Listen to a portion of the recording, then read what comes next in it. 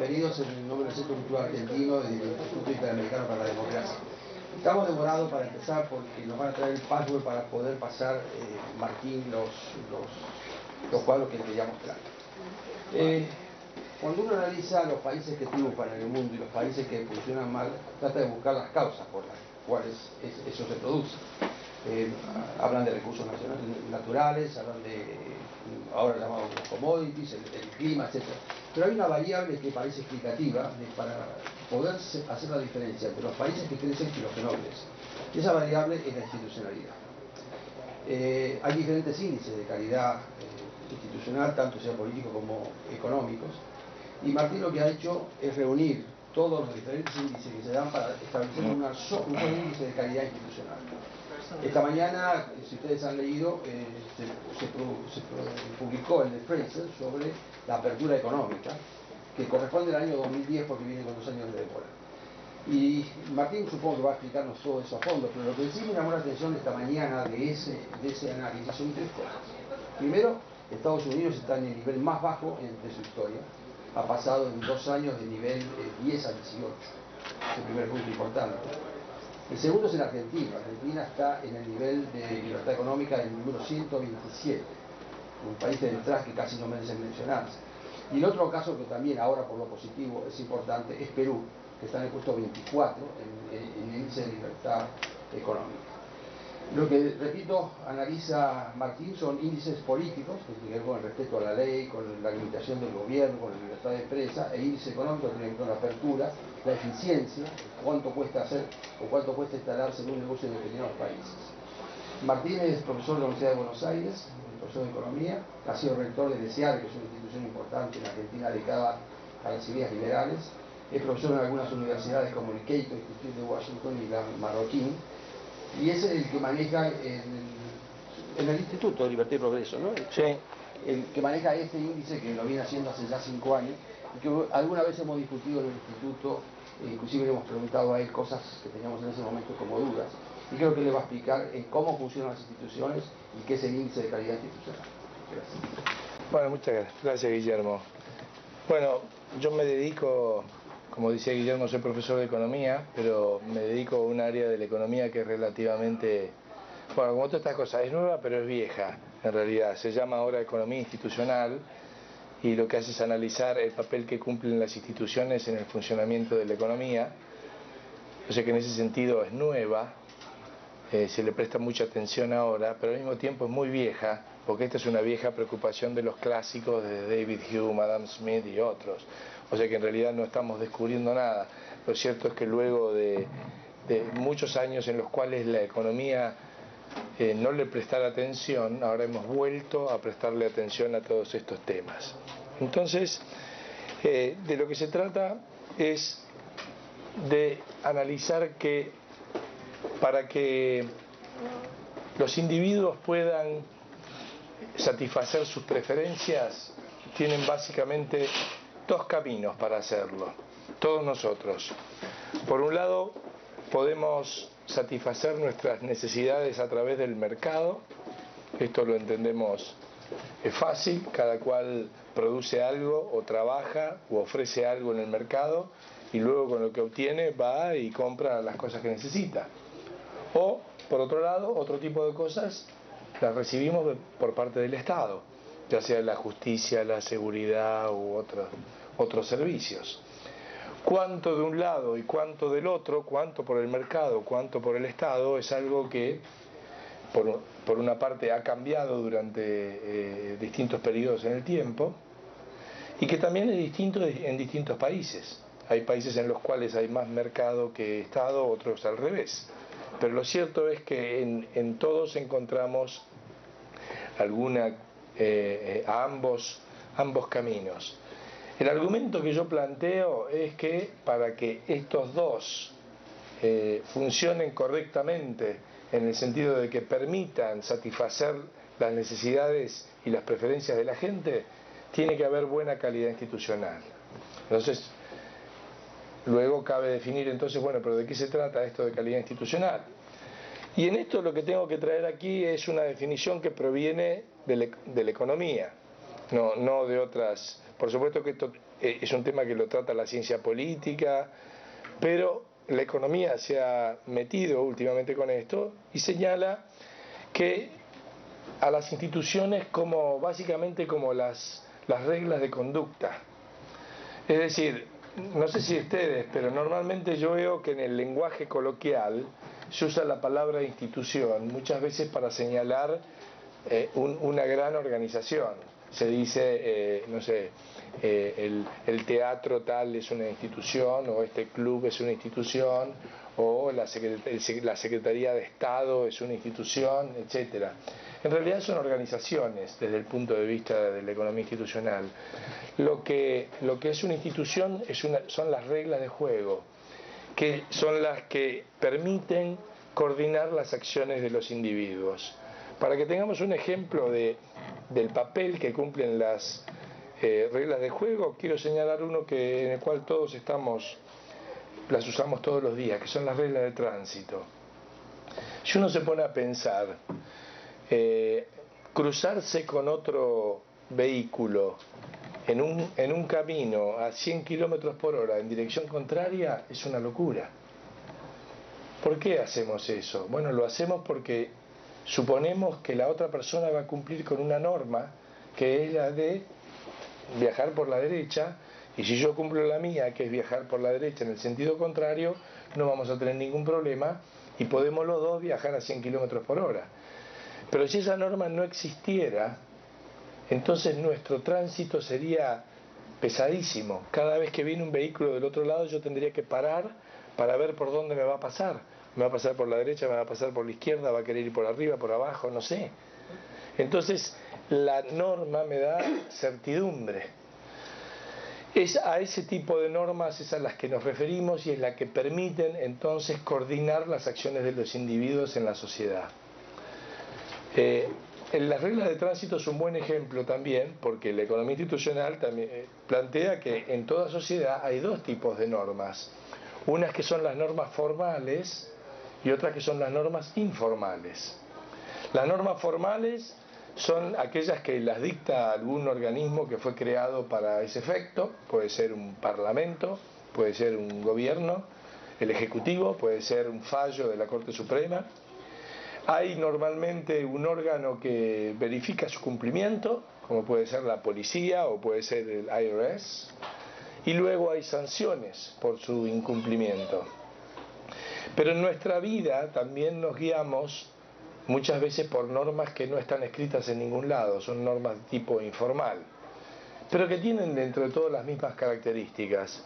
Son normas que se usan en tanto y en cuanto se generalizan, cuanto más las aceptamos. Es decir, por ejemplo, si voy a poner un ejemplo tonto, ¿no? Ustedes me perdonarán esto de los ejemplos tontos, pero como yo soy profesor con los alumnos de grado, colecciono muchos ejemplos tontos para que ellos lo entiendan claramente.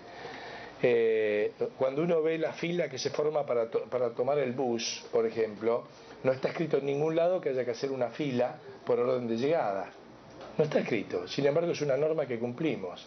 Y de hecho cuando hay alguno que quiere no cumplirla, recibe algún tipo de sanción social. Los demás le van a reclamar que no está cumpliendo esa norma.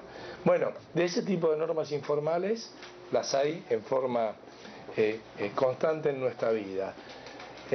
Nuestro argumento es que hay normas que tienen mejor calidad y esas normas entonces permiten una mejor coordinación de los individuos para que cada uno pueda alcanzar los objetivos que quiera alcanzar. Entonces,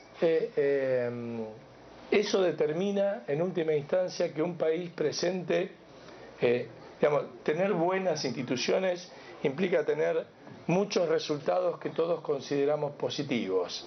Los países que tienen buenas normas de este tipo son los países que más crecen, los países que alcanzan un nivel de riqueza mayor, son los países que atraen mayor inversión, son los países que generan mayor innovación y son los países también que generan una mayor calidad de vida. Cuando hago este indicador, que después voy a ver si lo podemos en algún momento abrir y si se los puedo mostrar, lo que hago es, a ver, voy a tratar, si me dan un minutito. Esto es lo que yo les decía, hay dos caminos. Se puede ir por el mercado o se puede ir por la política. Bueno, dale, pasá.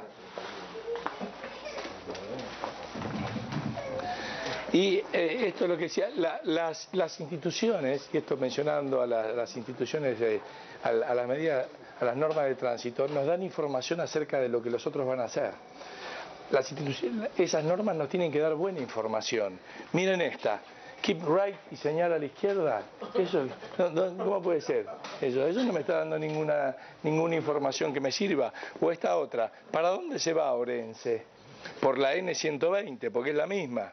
Pero se va para la derecha o para la izquierda. Imagínense ustedes en esa esquina, llegan a la esquina y dicen, ¿para dónde hay que ir? No sé, la norma me tiene que dar buena información. Vamos a darle otra más. Acá es donde vienen las consecuencias de las buenas normas. Esta es la relación que hay entre PBI per cápita o el ingreso per cápita de la población y la calidad institucional. Acá están los países que están en los primeros puestos y acá los que están entre los últimos puestos. La curva muestra que a mayor calidad institucional, mayor nivel de ingreso. Pasemos a las otras. Las instituciones generan oportunidades. Esta foto es increíble. En las ciencias sociales no podemos hacer experimentos, pero a veces la historia nos permite que haya algunos experimentos. Este era un mismo país. Esto es foto de la península de Corea de noche, ¿no? Que en algún momento por una circunstancia histórica se separó y que siguió dos caminos institucionales totalmente distintos. Bueno, estos son los resultados. Esto es Corea del Norte de noche y esto es Corea del Sur de noche. ¿Qué más podemos decir respecto a lo que son los resultados que se obtienen con uno y otro sistema? Sigamos. Esto es la relación que hay entre calidad institucional e innovación. Bueno, cada puntito es un país distinto, pero la línea acá se mide calidad institucional, acá se mide innovación. La línea señala entonces que hay una relación clara en que aquellos países que tienen mayor calidad institucional son los que más innovan. Sigamos a la otra. También lo hay, hicimos una comparación con el índice de desarrollo humano que realiza lleva adelante el PNUD en las Naciones Unidas. Estos son los primeros países en el índice de desarrollo humano, pero son también los primeros países en calidad institucional. Noruega, Australia, Nueva Zelanda, en fin, todos países que conocemos. Sigamos. Esto es el desarrollo humano en América. Puse todo, puse no solamente Latinoamérica, puse todos los países. Estas son las posiciones que tienen. Después vamos a ver el caso de cada uno de ellos en cuanto a calidad institucional. Pero también aparecen los que están en los primeros puestos de calidad institucional, también aparecen en los primeros puestos de desarrollo humano, con algunas excepciones que vale la pena luego explicar. Sigamos. Bueno, yo estas son las consecuencias que tienen tener buenas instituciones. Yo me pregunto también a veces qué es lo que hace que ciertos países tengan buenas instituciones, es decir, cuáles son las causas de las buenas instituciones. Acá hay varias teorías que simplemente las voy a mencionar. Algunas de ellas que dicen que tiene que ver con el origen legal de los países. Hay países que han heredado el sistema del common law británico, por ejemplo, y eso estaría generando mejor calidad institucional en esos países, tipo Australia, Nueva Zelanda, Canadá, etcétera, que nosotros, por ejemplo, los latinoamericanos, que hemos heredado el sistema jurídico continental, que es el de la codificación napoleónica, etcétera, etcétera. Esa es una teoría que trata de explicar diferencias. Hay otra que dice que tiene que ver con la cercanía geográfica que tienen los países respecto de otros que tienen ya buena calidad institucional. Por ejemplo, como si dijera ahora México que se suma al NAFTA con Estados Unidos y Canadá. Puede ser, pero no nos explica por qué tuvieron calidad institucional los países que ya la tienen en ese caso, ¿no? Hay otra teoría que dice que tiene que ver con el tamaño del país, que los países más pequeños tienen mejor calidad institucional que los países más grandes. ¿Por qué sería esto? Ahora lo vamos a ver con más detalle, porque los países están en cierta forma sujetos a la competencia a nivel global y los países más pequeños tienen que ser más abiertos y por lo tanto están más sujetos a la competencia que los países grandes que en cierta forma se pueden cerrar sobre sí mismos, cosa que los pequeños no pueden hacer. Una cuarta teoría dice que depende de los valores y cultura que predominen en la población. A veces algunos toman en cuenta, por ejemplo, es difícil medir la cultura y los valores, algunos tratan de reemplazarlo eso por la religión, viendo si hay diferencias en cómo le ha ido a países protestantes en relación a países católicos o a cristianos en relación a países musulmanes, etcétera. En fin. Y por último, por la negativa, hay algunas teorías que dicen que aquellos países que tienen una especial riqueza natural, en realidad termina siendo esto una maldición, porque la riqueza natural termina destruyendo las instituciones. ¿Por qué? Porque se descubre un recurso como el petróleo o los diamantes en el África y se desata una rapiña sobre ese recurso que termina destruyendo el país. Puede ser. Sigamos.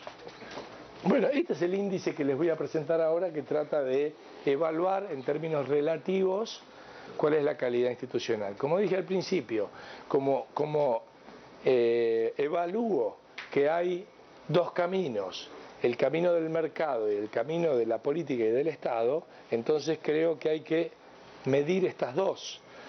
Un poco el origen de este indicador es, en cierta forma, salvar lo que yo entendía que eran deficiencias, tanto sea de aquellos índices que se centran nada más que en la política y en la democracia y no toman en cuenta el funcionamiento de los mercados, o por otro lado los índices de libertad económica que solo toman en cuenta eso y no toman en cuenta las libertades políticas y civiles. Entonces acá se toman estas dos pautas, que son la de las instituciones políticas y de las instituciones de mercado. Para evaluar cada una de ellas hay 4 indicadores. Uno se llama voz y rendición de cuentas, que es un indicador que trata de evaluar el funcionamiento de la democracia. Básicamente es eso, en todo el mundo, y lo realiza el Banco Mundial. Voz, ¿por qué? Porque es lo que a mí me falta hoy, porque vengo del invierno bonaerense de Buenos Aires allá y me tiene a mal traer, pero voz es la capacidad de la gente de poder expresarse y de poder elegir a sus gobernantes, y rendición de cuentas es en qué medida el gobierno, rinde cuentas a sus gobernados. El segundo es la vigencia del derecho o el rule of law, como un elemento central para que los países tengan buena calidad institucional, la independencia de la justicia, la posibilidad de que alguien pueda defender sus derechos con un debido proceso, etc. Luego este que es conocido es el de la percepción de la corrupción, de Transparencia Internacional, que está seleccionado aquí porque la presencia de corrupción es un indicador de mala calidad institucional, porque quiere decir que no hay ningún tipo de controles y que por lo tanto ocurren todo tipo de excesos. Y por último, el de libertad de prensa que realiza Freedom House como un elemento clave también de control de poder, ¿no es cierto? En cualquier país la libertad de prensa cumple un papel fundamental para controlar los excesos del gobierno. Y por este lado, instituciones de mercado, donde hay 4 indicadores. Este se llama Haciendo Negocios, que es uno que mide cuántas gestiones y trámites hay que hacer en los distintos países del mundo para abrir un negocio. Este es el de competitividad global del Foro Económico Mundial de Davos, que busca medir en qué condiciones los países compiten, entonces están en condiciones de competir en la globalización. Y por último, 2 indicadores de libertad económica, uno de los cuales era el que comentaba Guillermo, que fue anunciado, el último fue anunciado hoy. Bueno, con cada uno de estos se elabora un promedio que genera un subíndice, digamos, y estos nos dan el índice de calidad general. Es un índice que simplemente trata de medir la posición relativa de los países. Es decir, acá no tratamos de decir este país tiene un 10 o tiene un A, digamos, simplemente decimos está primero y este está último, pero no puedo decir si el primero está bien en todo, no se puede asumir eso, pero sí que está mejor, al menos. Bueno, veamos un poquito los resultados del índice. Sigamos. Estos son los primeros 15. Finlandia, Dinamarca, Suiza, Nueva Zelanda, Canadá en los 5 primeros lugares. Como ven ustedes, este índice que lo venimos haciendo desde el año 2007, los 4 primeros se mantienen. Han cambiado de pronto las posiciones, pero se mantienen en los 4 primeros lugares. Interesante, bueno, los demás en general todos países conocidos, ¿no? Yendo a las teorías que explican la buena calidad institucional, el tamaño de país podría ser, todos estos son países pequeños, salvo Canadá, y Australia y Estados Unidos, por supuesto, esos no. El origen legal también puede ser, acá hay muchas Nueva Zelanda, Australia, son excolonias británicas, o los países nórdicos también tienen un sistema jurídico similar, puede ser. En fin, yo soy un área en la cual todavía me falta meterme a investigar mucho más, no puedo dar ninguna respuesta contundente sobre esto, simplemente planteo que son posibilidades que expliquen por qué estos países, cultura y valores también puede ser. Sí. Doctor Kraus, disculpe la interrupción, sin caer en el abominable racismo, yo veo que hay un patrón también étnico, de que pertenecen y vienen de un grupo étnico determinado y que además en sus países tienen un alto componente de identidad e integración étnica porque es igualdad étnica, o sea, no hay otro subgrupo de otro grupo, cohesión étnica es la palabra que quiero decir, bueno, altos niveles de cohesión étnica. Entonces, ¿eso a usted no le llama la atención? Bueno, no, porque precisamente estamos en un país donde no hay eso. Acá hay gran variedad étnica. Y sin embargo, este es un país que ha sido un gran éxito. Ya no está entre los 5 primeros los Estados Unidos y probablemente dentro de poco deje de estar entre los 10 primeros dentro de muy pronto. Pero me refiero a todo lo que es el área de Escandinavia, ¿no?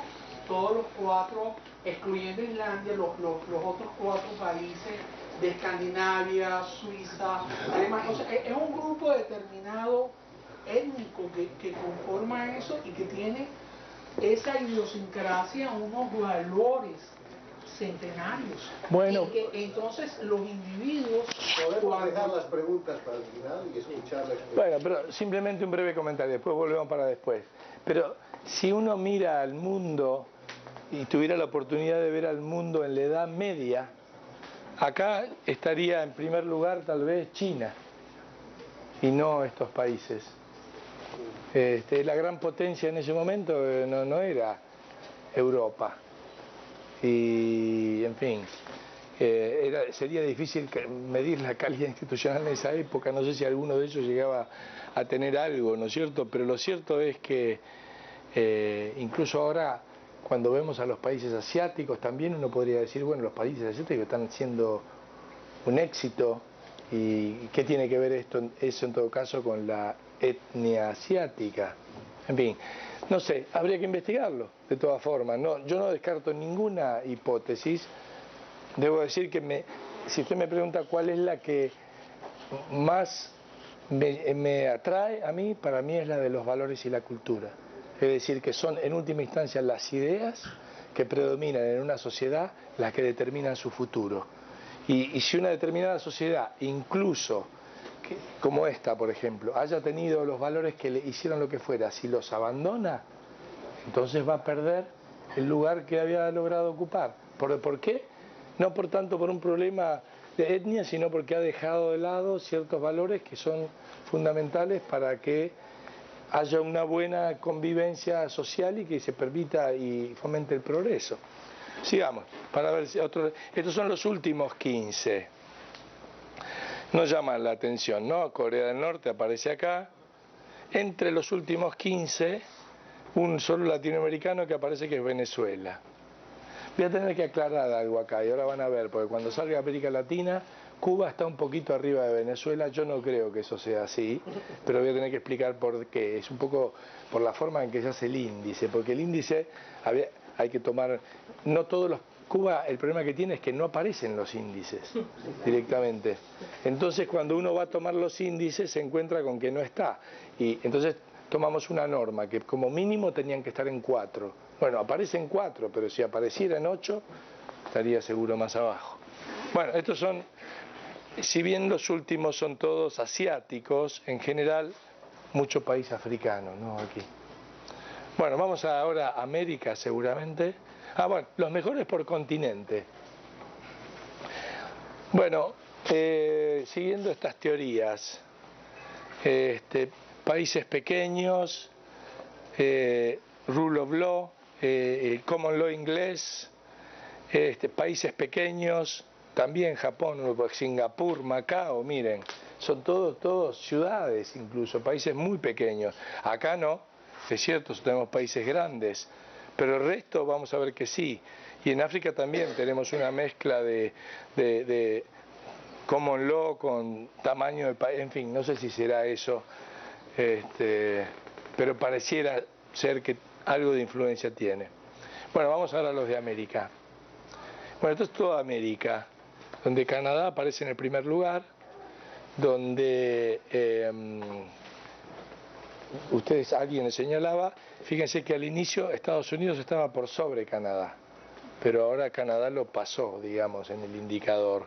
Está arriba Canadá de Estados Unidos, Chile con una notable posición, luego curiosamente una gran cantidad de países caribeños, islas y países muy pequeños, Uruguay en muy buena posición, Costa Rica en muy buena posición.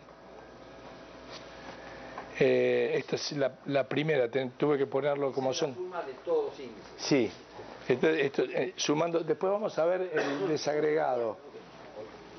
Vamos a la segunda página de esto. Acá aparecen los que están en la mitad, digamos, donde sigue habiendo países caribeños. Lo que fue mencionado de Perú, que ha mejorado mucho en los últimos años. Y ya aparecen aquí otros países más grandes, Colombia, México, Brasil, por el medio, por ahí. Y vamos a la última, donde tenemos, bueno, Venezuela en último lugar, Cuba anteúltimo, Haití acá, Argentina, mal también. Argentina y Nicaragua han perdido 29 posiciones en los últimos 5 años. Venezuela solo 20, pero eso también yo creo porque venía perdiendo desde antes del 2007. Pero aparece la verdad que muy floja ahí, ¿no es cierto? En fin, los países, digamos, del nuevo socialismo latinoamericano aparecen claramente en este sector, ¿no? Bien al final del grupo. Los llamados modelos. Exacto, bueno. Veamos ahora el desagregado de todo esto. Esto es los países solo de... Ahora puse nada más que América Latina, no puse países del Caribe. Veamos la próxima.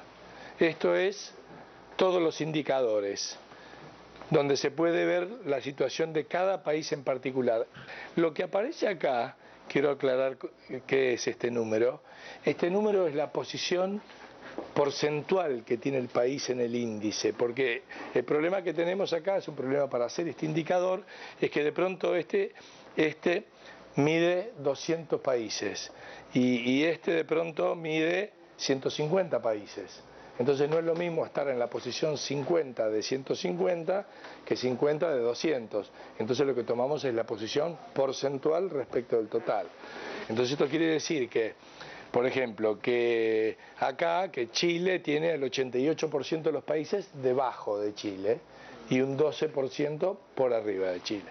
Como ven, de los 8 que tomamos, Chile lidera en 6 en la región, aparece en el primer lugar, pero donde saca las mejores notas es en los de libertad económica, aquí.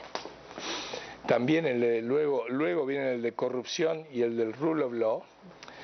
En el de voz y rendición de cuentas aparece Uruguay, es decir, el funcionamiento de la democracia aparece Uruguay en el primer lugar, y en el de libertad de prensa aparece Costa Rica en el primer lugar.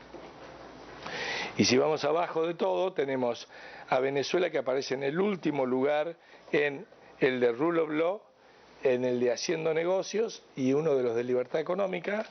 Cuba, que aparece en el último lugar también en el de voz y rendición de cuentas, es decir, democracia, funcionamiento de la democracia.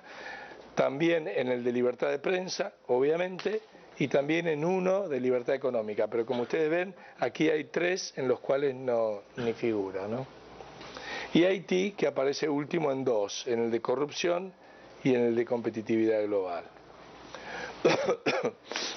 En fin, esto es un intento, nada más, de tratar de evaluar, digamos, cómo son las posiciones relativas de los países. Esto es muy difícil, es difícil por un lado definir qué es tal cosa como calidad institucional, y más difícil aún es tratar de medirlo. Es simplemente un intento de tratar de darnos algo de información en términos relativos de cómo van los países. A grosso modo, si un país, como el caso de Chile, aparece en las primeras posiciones en 6 de estos 8 indicadores, está claro que este país le está yendo mejor en todos esos índices que a los demás. Lo que hemos hecho en cada año, cada año que se publica este informe, hacemos una especie de reporte sobre algún tema en particular, y eso va cambiando. Puede ser, en su momento lo hicimos sobre la innovación, en qué medida lo hicimos sobre el desarrollo humano, etcétera, y en este último año lo hicimos en relación a la calidad ambiental, es decir, en qué medida la calidad institucional está relacionada con un mejor medio ambiente. Así que si quieren les muestro, para terminar y para que haya más bien, ¿no?, una discusión y debate. Yo tengo varias diapositivas, pero tal vez vale la pena que las pasemos acá. A ver. Bueno, estas son las emisiones de CO2 en América Latina. Esto es México en millones de toneladas. Acá está per cápita y ahí está en el ranking mundial. México, Brasil, Venezuela, Argentina son los principales países. Pero como van a ver ustedes, América Latina, digamos, si el problema es realmente las emisiones de CO2, América Latina no existe. No es un emisor importante. Fíjense que si sumamos a todos estos, creo que no estamos ni llegando a 1000, ¿no? Y pasemos a la siguiente. ¿Pero te parece directamente vinculado con la calidad institucional? Bueno, ahora vamos a ver en general, digamos, miren, esto es lo que emite China y esto es Estados Unidos. O sea, México 400, China 6.200 millones. O sea que América Latina no existe en esto, realmente no es un contribuyente a ese problema. Si es que el problema está ocasionado por las emisiones de CO2. Vinculado con el tamaño del país. Bueno, claro, pero podemos ver el per cápita también, ¿no? En realidad, estuvimos discutiendo esto. Tal vez habría que tampoco hacer la relación per cápita es buena, porque a China le da bajo porque son, claro, 1.200 millones. Cualquier cosa le da bajo per cápita a China. Tal vez tendrías que hacerlo por unidad de producto bruto. Cuánto produce la economía y cuánto emite. Esto es algo que acá no está. Esto lo sacamos de la Agencia de Energía Internacional y no lo tiene. Bueno, vamos a pasar varias de las próximas porque, nada, esto eran comentarios que iba a hacer sobre la situación en América Latina en cada tema, pero pasémoslo, vamos directamente, esta también. Yo creo que estos son simplemente los principales problemas. Vamos para atrás y los menciono nada más. Vamos para atrás. Vamos acá. No me voy a meter en mucho detalle. ¿Cuáles son los principales problemas ambientales en América Latina? Bueno, son problemas, como suele haber en muchos otros lados, de contaminación del agua y del aire, la atmósfera en algunas ciudades en particular, y el agua está contaminada sobre todo por desechos que se tiran al agua. Eso es un problema. Sigamos, hay otro problema de deforestación y ahora con el boom de la agricultura plantea algunos problemas ambientales. El problema principal de deforestación en América Latina es lo que ocurre en el Amazonas. Y el argumento que está planteado acá es que normalmente se presentan los problemas ambientales como que son el fruto de la voracidad de las grandes empresas que lo único que quieren es aumentar sus ganancias, y lo que se ve ahí que en realidad dependen de una mala calidad institucional. Porque, por ejemplo, en el caso del Amazonas en Brasil, típicamente tiene que ver con eso, porque en Brasil el gobierno, la Constitución reconoce a una persona la propiedad sobre si ocupa una tierra pública, al año le reconoce el usufructo y a los 5 años le reconoce la propiedad. O sea, alguien puede ir a una propiedad pública y ocuparla. Pero ¿qué significa ocuparla? Para ocuparla tiene que hacer una actividad productiva. ¿Y qué es la actividad productiva? Tirar abajo los árboles y sembrar soja. Ese es el problema. Entonces, generan el incentivo de que para conseguir la propiedad vaya y talen los árboles, con lo cual avanza ese problema. Entonces, no se reconoce como actividad o como origen de la propiedad también el simple hecho de que alguien quiera hacer o forestación o quiera hacer o mantener el bosque como está. Bueno, y después el problema de la agricultura es que ahora con el boom de los precios agrícolas, obviamente hay una expansión de la actividad agrícola que en algunos casos puede dañar parte de lo que son bosques naturales, etcétera, pero al mismo tiempo hay una historia de éxito notable, que si ustedes quieren, me paro 2 minutos, es una cuestión técnica, pero en la actividad agrícola ha reducido el daño ecológico que hace en una magnitud jamás pensada antes, porque antes se sembraba arando, el arado removía la tierra para sacar las plantas que no afectaban al cultivo, digamos, y luego se sembraba sobre eso, pero el remover la tierra hacía perder todos los nutrientes que se iban con el viento, etcétera. Ahora se usa la siembra directa. Ahora se hace siembra directa, ahora no se abre más, ahora simplemente se va sembrando semilla por semilla sin abrir la tierra. Es más, cuando se cosecha, la planta queda sobre la tierra para devolver los nutrientes, con lo cual el impacto ha sido notable, digamos, en cuanto al daño que se puede hacer. Bueno, sigamos. Una anécdota nomás.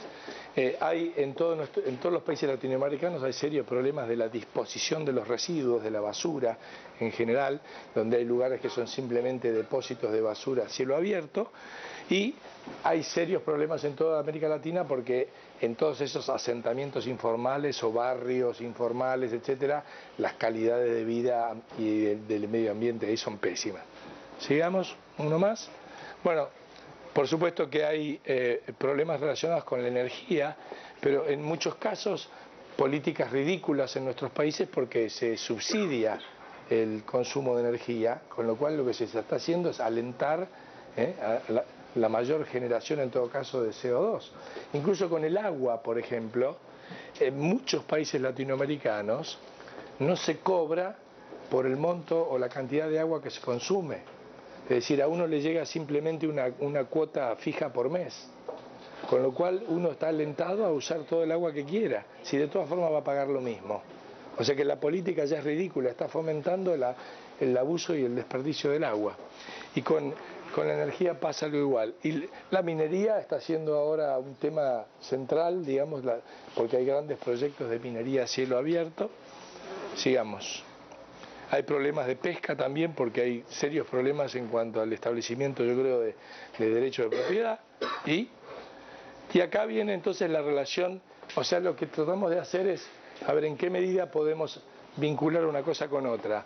Este es un índice de performance ambiental que realizan las universidades de Yale y Columbia que mide esto, que está aquí, con distintos indicadores. Y también arma su ranking de países. Entonces simplemente tratamos de decir, a ver, ¿hay alguna relación entre los países que tienen buena calidad institucional y que presentan acá buena calidad ambiental?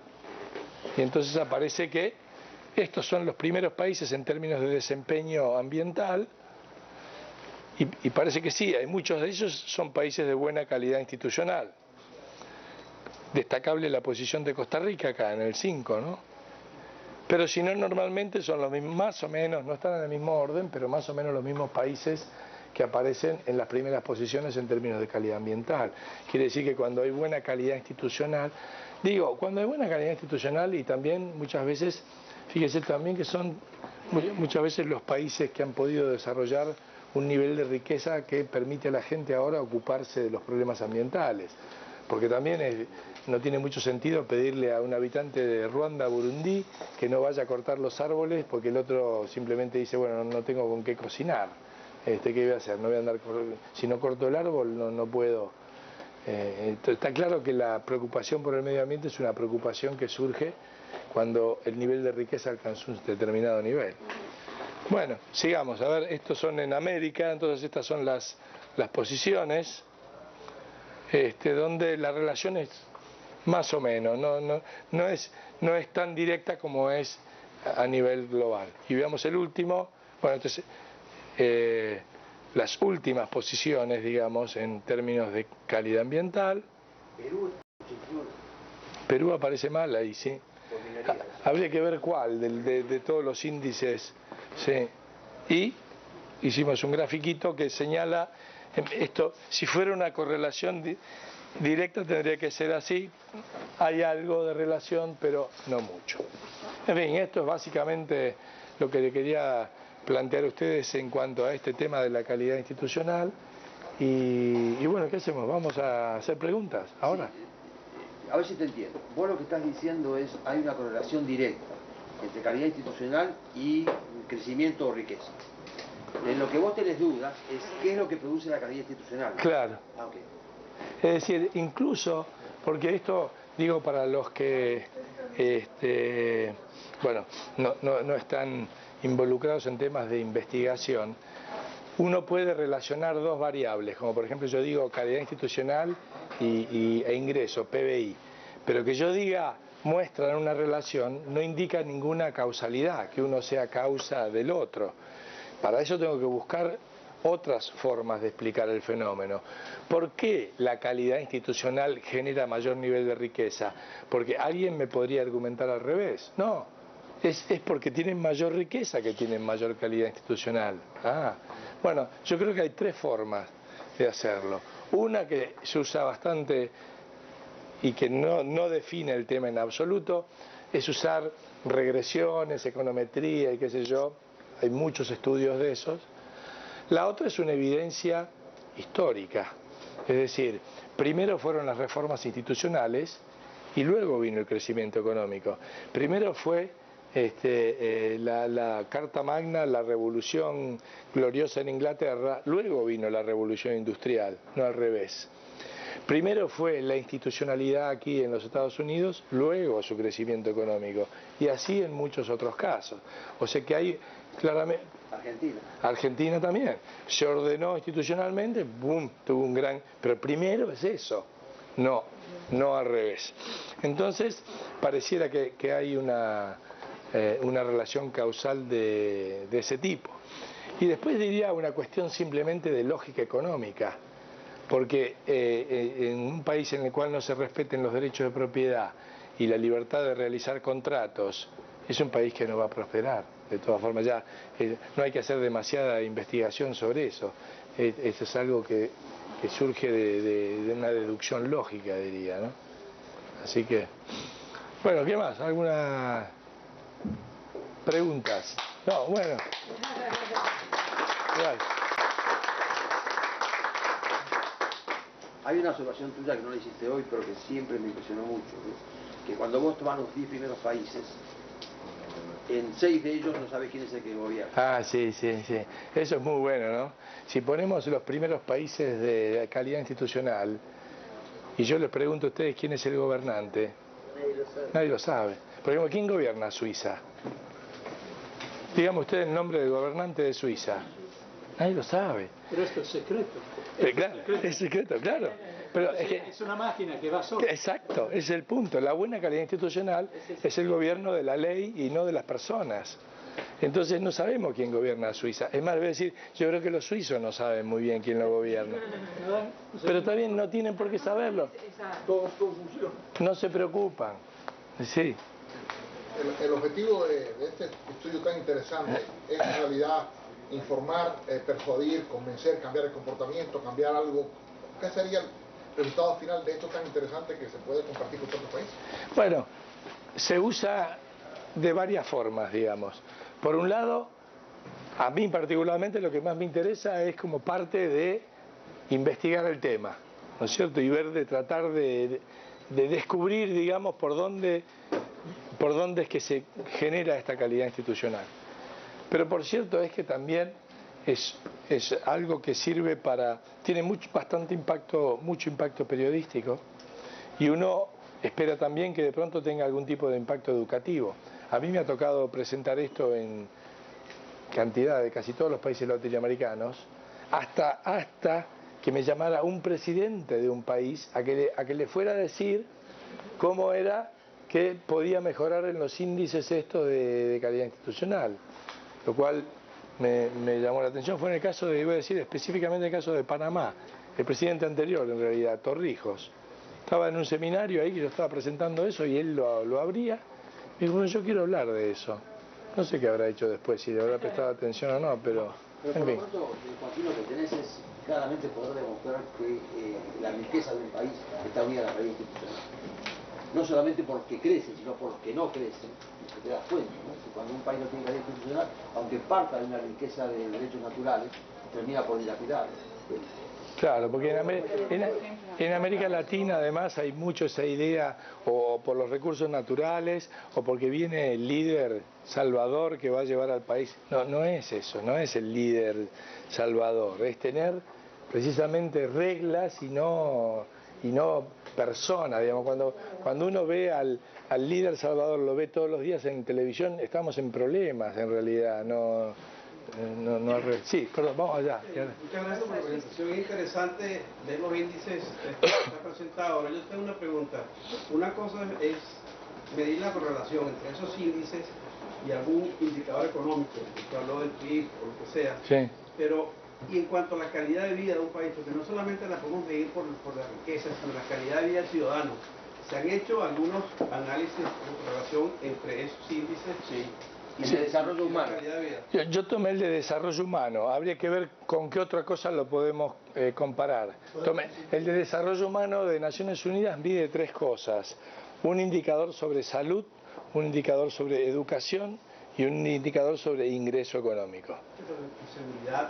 Bueno, claro, ahora yo estaría encantado de hacerlo, lo que pasa es que es difícil encontrar algún indicador que tenga esa información sobre todos esos países, ¿no? Sí. A mí personalmente me interesa más que todo la Argentina. Ajá. Porque hay tantos países en Latinoamérica que no se puede hablar de todos. A mí me interesa la Argentina. Sí. La Argentina que tenía una gran calidad institucional en el pasado. Sí. Era uno de los mejores países del mundo. Era, no digo primero, pero entre los primeros 10. Sí. Muchísimas cosas importantes, sobre todo la educación. Y la calidad institucional era realmente una cosa de ser orgullosos, ¿no? En Argentina. Ahora, mire dónde estamos. ¿Cómo se puede, qué hay que hacer a nuestro punto de vista? Porque obviamente hay de los paradigmas en Argentina que responden a mi demanda de una forma negativa. Pero, ¿qué podemos hacer de positivo para mejorar la calidad institucional en Argentina, que ha bajado tanto en los últimos tiempos? Bueno, yo creo que en principio la causa de la baja es esta cuestión de las ideas que empezaron a cambiar y a predominar en algún momento y que llevaron al país en un sentido contrario del que había ido durante esos años que usted menciona, de notable progreso, ¿no es cierto? Esos valores se abandonaron en algún momento. Si usted quiere, el espíritu del inmigrante, que era que llegaba con una valija al puerto y no pedía que lo vengan a resolver los problemas, simplemente estaba buscando una oportunidad para progresar. Ese espíritu del inmigrante en algún punto se perdió, entiendo probablemente por la influencia de ideas en las cuales se mezcla nacionalismo, fascismo, ahí por la década de los 20 y los 30 y todo eso impactaron mucho en la sociedad y creo que tomó otro rumbo. Yo creo que nuevamente para que retome un camino distinto, esos valores y esas ideas tienen que cambiar nuevamente, porque como están ahora no lo van a hacer. Hay una cosa, para no ser demasiado pesimista, que tenemos en cierta forma a favor, y es que la globalización pone presión porque los países en cierta forma están compitiendo entre sí, y los países que no le prestan atención a eso, claramente pierden posiciones. Entonces la gente a la larga lo ve eso, ¿no? Porque empieza a ver, yo cuando mostraba ahí los datos de desarrollo humano, la Argentina aparece en una muy buena posición. ¿Por qué?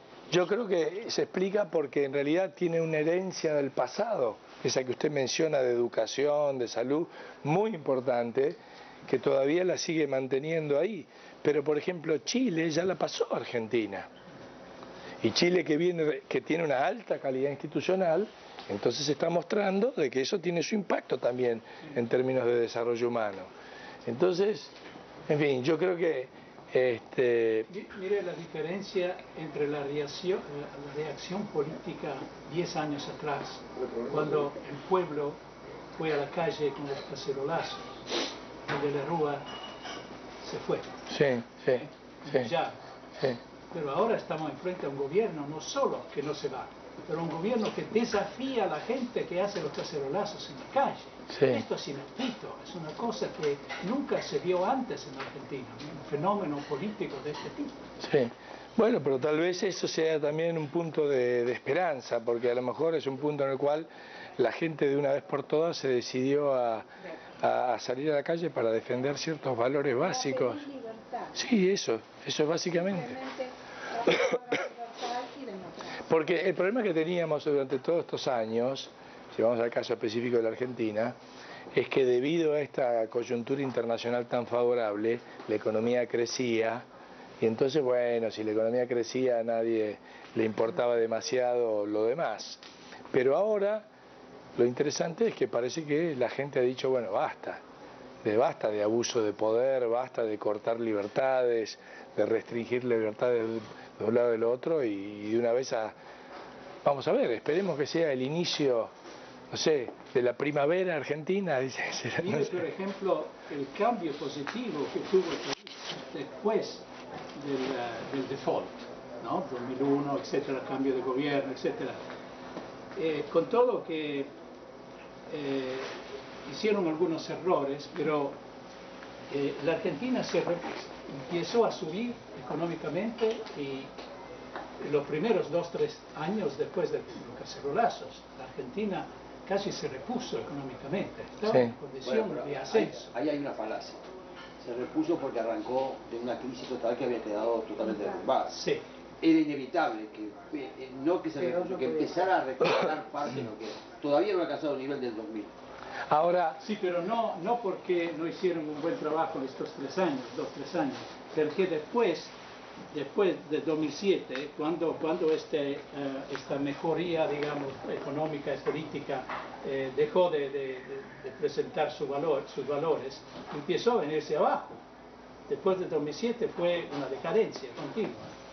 Ahora, yo creo que hay una gran diferencia en algunos países acá que aparecen con buena calidad institucional, que yo creo que es que han podido lograr un consenso en la sociedad tal que permite que venga un gobierno y venga otro y el país no cambie de rumbo radicalmente para un lado y para el otro. Cuando uno mira, por ejemplo, Chile, hizo las reformas económicas con una dictadura, pero después vino la oposición y siguió por ese mismo camino. Y ahora volvió el gobierno, si ustedes quieren, de derecha, y sigue por ese mismo camino. Uno mira Uruguay hay un ex Tupamaro de presidente y mantiene lo mismo, más o menos. ¿Qué diferencia hay entre este? Una de las cosas de las variables que vale la pena incorporar ahí es que todos los países que crecen, que son exitosos, son países que tienen inclusión de toda la sociedad, que no están divididos en dos. Exacto. Y en cambio los países que están abajo son los países que están divididos en dos. Sí, pero yo creo que la división, más que ser de ingresos, es de ideas. No, de ideas, lo que te digo es que hay consenso para gobernar con mayorías y minorías. Sí, aquello que impone la mayoría a lo prepotente. Uno ve el caso de Brasil, tuvo a Cardoso, tuvo a Lula, ahora la tiene a Dilma. Brasil sigue. Uno ve Perú hizo reformas con Alan García, que había sido un desastre, con Toledo antes, con Fujimori y ahora que parecía que iba a ser un ogro y bueno, más o menos sigue en el mismo camino. Porque Esos países tienen la idea del país. han logrado ese consenso que en el caso argentino no existe. Entonces tenemos en los 90 10 años para allá, y en los 2000 10 años para allá, y ahora del 2010 va a ser 10 años, va a ser así. Lo que pasa es que la división está fomentada como herramienta o vía para perpetuarse en el poder. Eso es verdad. Camino. Sí. Bueno, esto es todo lo contrario de lo que han demostrado ahí como valor país, ¿no? Sí, Esto de perpetuarse en el poder es el cáncer, digamos, del desarrollo político, social, económico. Claro, si yo tuviera que definir en dos palabras, decir qué es calidad institucional, es limitaciones al poder. Claro. Es eso es calidad institucional. Y previsibilidad. Y previsibilidad. Claro. Sí. No, yo estoy de acuerdo parcial. Mire, doctor Kraus, yo veo que usted en su erudición y academicismo, con el máximo respeto, es un hombre de mucha modestia, mucha sencillez. Yo creo que usted tiene en sus manos una herramienta viable para el desarrollo de Latinoamérica, o sea, para hacer de Latinoamérica, los países latinoamericanos, unos países desarrollados. ¿Cómo es esto? Fijándose en los orígenes de la calidad institucional. Y ahí yo retomo el punto del señor que está a mi derecha, de si había algún objetivo final en todos esos estudios. Y me perdona mi audacia, me la disculpa, pero yo creo que ese pudiese ser el objetivo final de esto. Fíjense, muchos ven en Simón Bolívar, además de un genio militar, y soy cubano a pesar de mi acento, soy cubano, venezolano, tengo dos exilios, uno castrista y otro chavista, y he estudiado y he sufrido un poquito, de manera que por lo menos le pido que tengan un respeto por mi sufrimiento, pero es porque no quiero continuar viendo a una América Latina sufriente, porque entre paréntesis uno de los problemas que usted no ha señalado de causas de Latinoamérica, de los problemas es la cuestión del crecimiento demográfico, que aunque no es tan alto como en los 50 y en los 60, y no es tan alto como el de los países árabes, es todavía muy alto, y nos implica poblaciones duplicadas y triplicadas, individual, colectivamente, en 80 años. Sus hijos van a ver como sus nietos van a ver como una Venezuela de 28 millones de habitantes pasa a una Nigeria de 150 millones de habitantes. Eso lo van a ver sus nietos. De manera que es un problema la cuestión de la... Pero yendo a lo que usted dice, ahora me hizo acordar, es verdad, yo creo que algo que se puede extraer de acá, cuando le dije que tenía esa reunión que me invitó Torrijos y me pregunta qué se puede hacer, en ese momento se me prendió la lamparita y dije, mire, yo creo que es muy simple, tome cada uno de los indicadores, vea quién está en primer puesto, llame a su embajador y dígale cómo hacen para estar en el primer puesto, porque no hay que inventar la rueda. Por ejemplo, hay uno en ese Haciendo Negocios, uno de los componentes es para abrir un negocio en un país, pero para abrir cualquier comercio, no una gran empresa. ¿Cuántos trámites hay que hacer? ¿Cuántos días se tarda? El primer lugar creo que es Australia, donde hay un trámite que se hace en 2 días. Y en los otros, en países latinoamericanos, hay 15 trámites que se hacen en 80 días hábiles. Simplemente llame al embajador en Australia y pregúntele, quiero tener un informe la semana que viene acerca de cómo se hace para tener habilitado legalmente un negocio en un día, en 2 días, con un trámite, dígame, y listo, no invente más. Simplemente con eso, ¿no? Y ahí, en fin. Bolívar dice, ya voy a terminar, moral y luces son nuestras primeras necesidades. Si usted lee 1800 años a Marco Aurelio, en la decadente Roma decadente como imperio. Sin embargo, hay unos preceptos, hay unos lineamientos para calidad institucional. ¿Cuáles eran esos lineamientos o preceptos? Las virtudes de Marco Aurelio a nivel individual y virtudes a nivel del Estado para evitar la corrupción a nivel del Estado. Si usted ve todos estos países, Suiza, Noruega, etcétera, gobierno van, gobierno vienen, pero es la calidad de los individuos que forman las instituciones. Mire a quien siguió a Marco Aurelio, su hijo Cómodo. No digamos nada, nada más. Bueno, ahora no la traje acá, pero tenía una de estas con la foto de David Hume, porque David Hume tiene una frase que me parece que en cierta forma condensa esto, y la voy a decir ahora no con sus palabras exactas, pero básicamente David Hume dice que una sociedad lo que necesita es básicamente seguir 3 leyes, que es la estabilidad de la posesión, su transferencia por consentimiento y honrar las promesas. O sea, básicamente está diciendo proteger el derecho a propiedad, la libertad contractual y cumplir con la palabra. Cualquier país que cumpla básicamente con estas 3 leyes es un país que le va a ir bien, digamos. Pero claro, a veces nos resulta tan difícil, ¿no es cierto?, poder cumplir con esas 3 leyes básicas. Parte de la simplificación tiene que ver con los valores. Sí, y esa comparación entre el mundo protestante Lo que necesito es ver de qué forma podemos encontrar algún indicador global de valores, ¿no es cierto? Que no he encontrado hasta ahora. Mira, pero... hay un libro que se llama Sociedad Opulenta, de la década del 60. Sí, ¿cómo se llama? De este que estaba en Harvard, ahora me va a salir. No, era... No. Él tomaba qué valores tiene una sociedad con respecto al desarrollo económico. Tomaba específicamente con eso y a la empresa. Y decía que uno podía vaticinar qué países podían ser exitosos empresarialmente, por ejemplo, contando los cuentos infantiles y las canciones de cuna. Y qué valores se le inculcan a los chicos en la escuela, en la familia, en todo lo demás.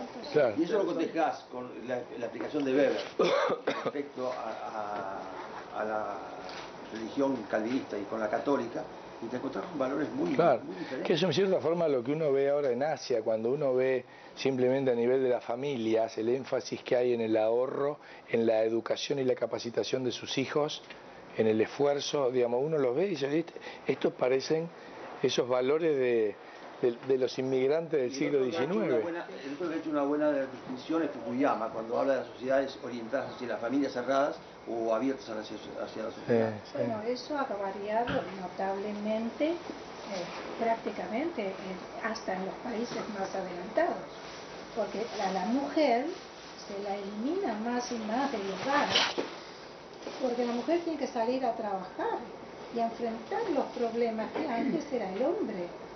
Y la mujer formaba el hogar, a los niños. Eso cada vez ha ido desapareciendo. Sí. 2 preguntas más. Bueno, a ver. Bueno, rapidito, sí. usted tenga una idea, la diferencia de nosotros y los países asiáticos. Yo hace 4 o 5 años escribí un libro, que yo lo escribí pensando que era un libro interesante para yo venderlo en mis conferencias y más o menos pues aumentar mis ingresos, y es un libro sobre autodisciplina. Un libro sobre el factor más importante del éxito, que es la habilidad de retrasar la recompensa. Y ese libro, pues, yo no me imaginé que se iba a traducir a 20 idiomas y que haya vendido 3 millones de ejemplares. Pero los 3 millones de ejemplares, en realidad 4 ya, pero de los 3 millones de ejemplares, 2,5 o 3 fueron en Corea. Y en Corea, que es un país asiático, Corea del Sur, ¿no? Tuvo 62 semanas número 1. Ganando a todos los libros. De repente yo me sorprendí, me llamaron por teléfono para entrevistarme a la prensa coreana, y yo después de la entrevista pues pregunté cómo es posible que este libro mío se haya convertido en un fenómeno en Corea. 62 semanas número 1, le ganó a Harry Potter y Da Vinci Code. Yo era uno, segundo Harry Potter. Entonces yo pues, y me dijeron 2 cosas muy interesantes. Primero me dijeron que en realidad el marketing que hizo la firma editora mía, que es Penguin, pues lo vende en Corea y la firma pues hizo un buen trabajo de marketing, pero me dijo que la segunda razón era que yo había dado el clavo respecto a lo que Corea como país tiene que hacer para ser un país exitoso. Y después entonces que salieron los artículos en los periódicos y la televisión y todo, me llamaron y yo fui a Corea y me pidieron que si yo podía hacer eso mismo, pero aplicado a los niños. Ahí yo saco el libro No te comas el marshmallow todavía, para niños, porque el que yo escribí No te comas el marshmallow todavía, pero para niños, y ahora todos los colegios de Corea enseñan ese concepto desde que el niño tiene 5 años. Y ahora me pidieron, ¿sabes qué? A los teenagers hay que también influenciarlos. Escribí No te comas el marshmallow para teenagers. Bueno, pues en Puerto Rico y en Estados Unidos no me han hecho bola, no me han parado bola por libros. Y los asiáticos en China, 7 semanas, número 1 en la lista. Esa es, a mí me pasa algo parecido, en otra magnitud, por supuesto mucho menor, que esa vieja refrán de que, bueno, nadie es profeta en su tierra, ¿no? Ahí la ha tocado. Yo pienso que más allá de que cada país, cada cultura tiene sus valores, los valores de una cultura se distorsionan según los valores de la investidura que lo gobierna, ¿no? Bueno, usted dice algo muy cierto en el sentido de que hay una responsabilidad muy grande del que está arriba en cuanto a qué es lo que transmite. Exacto. Porque si uno ve que el de arriba no cumple con... Claro, entonces bueno, libre, estamos... ¿Por qué no lo vamos a hacer? Entonces yo creo que, por supuesto, que el que tiene una función de ese tipo tiene una doble, mucho más responsabilidad todavía. Cada uno es dueño de sus propios actos, ¿no? Tal cual, tal cual. Por eso cuando uno ve la historia, por ejemplo... Tengo la tesis contraria. Yo creo que el que está arriba es producto de la sociedad. Sí. El que llega arriba es corrupto porque la sociedad es corrupta o es por lo menos es consentiente. Sí, que está primero, si el huevo o la gallina. No, es imposible que un corrupto llegue. Pero cuando ves un ejemplo, por ejemplo, con... Dicen que cada pueblo tiene lo que se merece. Sí, pero cuando uno ve un caso como, por ejemplo, como el de Mandela, por ejemplo, es increíble. Sí. Ese hombre, lo tuvieron 25 años preso y después sale, llega a ser presidente y dice, bueno, ahora no, ahora todos paz, tranquilo. Es como dando un ejemplo en eso notable. Bueno, muy bien, gracias. Gracias.